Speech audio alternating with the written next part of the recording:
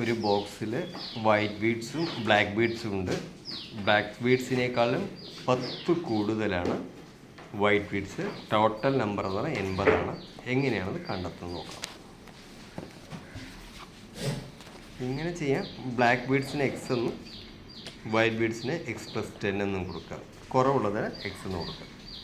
അടുത്തത് രണ്ടും കൂടി ആഡ് ചെയ്യുന്ന സമയത്ത് എക്സും X+10 കൂടി ആഡ് ചെയ്യുന്ന സമയത്ത് 2x+10 = 80 എന്ന് കിട്ടും. 2x എന്ന് പറഞ്ഞാൽ 70ആണ്. എക്സ് എന്ന് പറയുന്നത് 35. അതായത് ബ്ലാക്ക് ബീഡ്സ് എക്സ് ആണ്, 35ആണ്. വൈറ്റ് ബീഡ്സ് അതിനേക്കാളും 10 കൂട്ടുമ്പോൾ 45 കിട്ടും.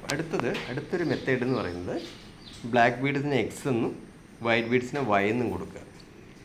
ഇവിടെ ഏതാ കൂടുതലുള്ളത് വൈറ്റ് ബീഡ്സ് ആണ്. അതിന് വൈ എന്ന് കൊടുക്കുക. വൈക്ക് ഈക്വൽ എക്സ് അല്ല. എത്ര കുറവുണ്ട്? 10 കുറവുണ്ട്. അപ്പോൾ നമ്മൾ ഇങ്ങനെ എഴുതാം, y = X+10 എന്ന് എഴുതുക. അടുത്തത് X+y = 80 എന്ന് എഴുതുക.